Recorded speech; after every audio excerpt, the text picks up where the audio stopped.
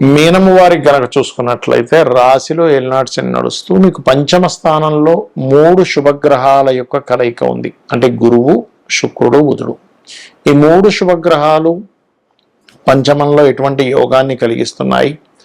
పరాక్రమ స్థానంలోకి మారినటువంటి కుజుడు, చతుర్థంలో ఉండేటువంటి రవి, 6వ స్థానంలో ఉండేటువంటి కేతువు మరియు 12లో ఉండేటువంటి రాహు యొక్క స్థితిగతుల వల్ల కలిగేటువంటి ఫలితాలు ఏమిటి, మరియు ఇది దేశకాల పరిస్థితుల్లో ఎటువంటి ఫలితాలను ఇస్తుంది, కొన్ని గ్రహాల కలయిక యోగం మీ పర్సనల్ చార్ట్లో ఉండేటువంటి ఫలితాలు ఇస్తాయి అనేటువంటి అంశాలు చెప్తుంది. నేనైనప్పటికీ చెప్పిస్తుంది సాక్షాత్ లలిత అమ్మవారిగా భావిస్తూ ఆ లలితాంబిక అమ్మవారి యొక్క అనుగ్రహం మీకు పరిపూర్ణంగా కలగాలని మనస్ఫూర్తిగా కోరుకుంటూ, ఇక్కడ రాశిలో శని యొక్క ఏలినాడు శని యొక్క ప్రభావం అనేటువంటిది మీకు చాలా మటుకు తగ్గిపోద్ది పంచమంలో ఉండేటువంటి గ్రహాల మూలంగా.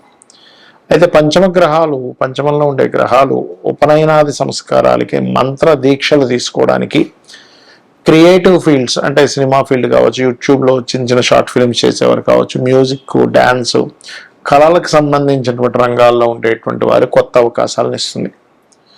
ధైర్య సాహసాలను పెంచుతుంది 3లో కుజుడు కూడా ఉన్నందుకు. మరియు ఉద్యోగ సంబంధించిన విషయంలో మార్పులు, సంతానం కోసం చేసే ప్రయత్నం సఫలీకృతం అవ్వడం, ఇటువంటివన్నీ కూడా కలుగుతాయి. అయితే విదేశాలకు వెళ్ళి అక్కడ ఏదైనా ఉద్యోగం చేయాలి, లేనట్లయితే అక్కడ ఏదైనా ఒక వ్యాపార సంబంధించిన ప్రారంభించి దాన్ని సక్సెస్ఫుల్గా ముందుకు తీసుకెళ్లాలనుకునేటువంటి వారికి కూడా 12లో ఉండేటువంటి రాహు, 12వ స్థానాధిపతి లగ్నంలో ఉంటూ గురువు యొక్క దృష్టి కలుగుతున్నందుకు మీకు కానీ మీ సంతానానికి కన్నా యొక్క యోగాన్ని ఇస్తుంది. కాకపోతే ఏదైనా గవర్నమెంట్ యాక్షన్స్లో ఉండేటువంటి ల్యాండ్స్ తీసుకునేటప్పుడు అది కాస్త చూసుకొని తీసుకోండి. నిత్యము కూడా మీ యొక్క నిత్య జీవితంలో గణపతిని తలుచుకుంటూ ముందుకు వెళ్తూ ఉండండి. మరియు అదేవిధంగా ఇక్కడ అప్పుల విషయంలో కొద్దిగా మంగళవారాలు, ఆదివారాలు అవాయిడ్ చేయండి. కాకపోతే మీరు గతంలో చేసినటువంటి అప్పులు ఏవైతే ఉంటాయో అవి క్లియర్ చేసుకోవడానికి చాలా చక్కటి అనుకూలమైనటువంటి వాతావరణం ఉంది. గుర్తుపెట్టుకోండి, చాలా చక్కటి అనుకూలమైన వాతావరణం ఉంది పంచమ స్థానంలో ఉండేటువంటి ఈ 3 గ్రహాల మూలంగా. ఇక మీరు నిత్యము చేయవలసినటువంటి దేవతా ఆరాధన ఏమిటి చూసుకున్నట్లయితే దత్తాత్రేయుడి యొక్క చరిత్ర పారాయణం చేయండి. లలితా సహస్రనామాల యొక్క శ్రవణము, పఠనము చేయండి. మరియు విష్ణు సహస్రనామాలు కూడా చేసుకోవచ్చు. పంచమంలో ఎప్పుడైనా గ్రహాలు ఉన్నప్పుడు ఇది మంత్రస్థానం కాబట్టి మీరు చేసేటువంటి దీక్ష అనుకోండి, మీరు చేసేటువంటి ఏదైనా మంత్ర సాధన అనుకోండి, గురువుల దగ్గర పొందేటువంటి ఏ మంత్రమైనా కానీ ఇక్కడ సిద్ధించడానికి అధికంగా ఫలితాలు ఇస్తాయి ఇక్కడ. ఎందుకంటే పంచమంలో అది కూడా శుభగ్రహంతో కలిసి ఉన్నాయి. అయితే మీకు శని రాహు ఎనర్జీస్తో ఉన్నాయి, దట్ ఈస్ డిఫరెంట్ కేసు. కొంతమంది ఫ్రెండ్స్ మూలంగా, ప్రేమ వ్యవహారాల మూలంగా కూడా కొంత ఇబ్బంది కూడా వస్తుంది, దానివల్ల రాదని కాదు. కాకపోతే మంత్ర సంబంధించిన విషయంలో కూడా చక్కటి ఫలితాలను ఇస్తుంది. ఇక్కడ మనం గోచారంలో ఉండేటువంటి గ్రహాల యొక్క స్థితిగతుల గురించి మనం మాట్లాడుకున్నాం ఇప్పటి వరకు. కానీ మన జన్మజాతకంలో కూడా గ్రహ కలయిక అనేటువంటిది ఉంటుంది. అవి ఎన్ని రకాలుగా ఉంటుంది అంటే, మనకి ఒక గ్రహం ఒక రాశిలో ఉన్నప్పుడు రాశినాథుడిని, గ్రహాన్ని కూడా చూసుకోవాలంటే ఈ రాశి నాథుడు, ఈ గ్రహం, ఈ రెండు కలిపినటువంటి ఒక యోగం ఏర్పడింది.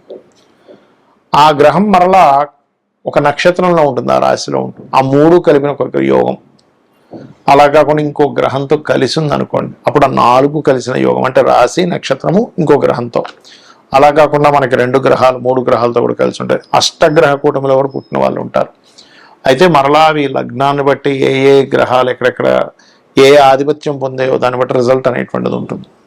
అయితే ఈ విషయాన్ని మీకు ఎందుకు చెప్తున్నా అంటే, ఇందులో మనకి శుభగ్రహాల కలయిక, క్రూర గ్రహాల కలయిక అని 2 విధాలుగా ఉంటుంది. అందులో సహజ శుభగ్రహాలు కలయిక, మీ లగ్నానికి యోగకారకుల యొక్క కలయిక అని ఉంటుంది. మరలా అంటే ఇప్పుడు 2 వ్యక్తులు కలిశారు, ఆ 2 వ్యక్తులు బాగా క్రైమ్ చేసే పీపుల్ అనుకోండి, ఇంకో కొత్త క్రైమ్ చేయడానికి ఎక్కువ ఆస్కారం ఉంటుంది. 2 వ్యక్తులు మంచి సంఘ సంస్కర్తలు, మంచి చేయాలనే బుద్ధి కలిగిన వాళ్ళిద్దరూ కలిస్తే ఒక మంచి చేయాలనే బుద్ధి ఆలోచన వస్తుంది. అలా కాకుండా ఒక మంచివాడు, ఒక క్రిమినల్ కలిస్తే ఏమవుతుందంటే, ఈ క్రిమినల్ యొక్క ఆలోచనలని మంచివాడికి కొంత అంటే ఛాన్సెస్ ఉంటాయి. ఈ మంచి ఆలోచనతో ఉన్నటువంటి వ్యక్తి యొక్క స్వభావం కొంత క్రిమినల్కి ఆలోచింపచేసేలాగా ఉంటుంది. అలాగే గ్రహాలు కూడా ఏంటంటే, మీకు ముఖ్యంగా ఈ క్రూర గ్రహాలు అంటాం. అంటే ఏమిటి అవి? రాహువు, రవి, కుజుడు, కేతువు, నీచంలో ఉండేటువంటి గ్రహాలు. ఈ గ్రహాలు ఎప్పుడైనా సరే మీ జన్మజాతకంలో మీకు 3వ భావంలోని 6వ భావంలోని దశమ భావంలో ఉంటే చాలా మంచిది, లాభభావంలో కూడా చాలా మంచిది. అంటే ఇక్కడ నేను మీకు ఈ విషయాన్ని ఎందుకు షేర్ చేస్తున్నానంటే ఈ గ్రహాల యొక్క కలయిక కొన్ని స్థానాల్లో మంచి ఫలితాలు ఇస్తుంది. అదేవిధంగా శుభగ్రహాలు అంటే గురువు, శుక్రుడు, బుధుడు,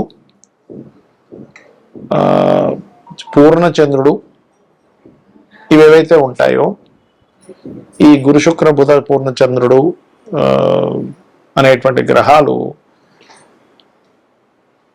లగ్నంలో కానీ అంటే లగ్నంలో ఉంటే స్వభావాన్ని, చక్కటి స్వభావాన్ని, ధనభావంలో ఉంటే ధనానికి ఎక్కడ ఇబ్బంది లేకుండా కలిగించడము, మరియు అదేవిధంగా మీకు చతుర్థంలో ఉంటే మంచి గృహయోగాన్ని, పంచమంలో ఉంటే మంచి విద్యాయోగాన్ని, మరియు చతుర్థంలో ఉంటే విద్యాయోగము, గృహయోగము, పంచమంలో ఉంటే సంతాన యోగాన్ని, మంత్రయోగాన్ని ఇస్తూ, సప్తమంలో ఉంటే మంచి జీవిత భాగస్వామిని, మరియు అష్టమంలో ఉంటే తాతగారు ఆస్తి సంబంధించిన విషయాల్లో అనుకూలత, 9లో ఉంటే మంచి గురువుని ఇలా ఇస్తూ ఉంటుంది, 12లో ఉంటే మంచి జీవిత భాగస్వామి, మంచి తండ్రి నుంచి ఆస్తి రావడం ఇలా ఇస్తూ ఉంటుంది.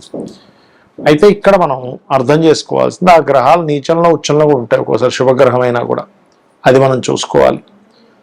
ఇక ఈ యొక్క గ్రహాలు రివర్స్లో ఉన్నాయనుకోండి, అదే ఉదాహరణకి పాపగ్రహాలు శుభస్థానాల్లో ఉన్నాయి, అంటే 2లో ఉన్నాయి, గొడవలు కుటుంబ సభ్యులతో, 4లో ఉంది ఏదైనా ప్రాపర్టీ తీసుకుంటే గొడవ, 5లో ఉండి సంతానంతో, ఫ్రెండ్స్తోనే, ప్రేమించిన వారితో గొడవలు, 12లో ఉన్నాయి అనవసరమైన వ్యసనాలు. ఇలా ఒక్కొక్క గ్రహం యొక్క ఫలితము పలానా రాసుల్లో ఉన్నప్పుడు, పలానా భావాల్లో ఉన్నప్పుడు మారిపోతూ ఉంటుంది.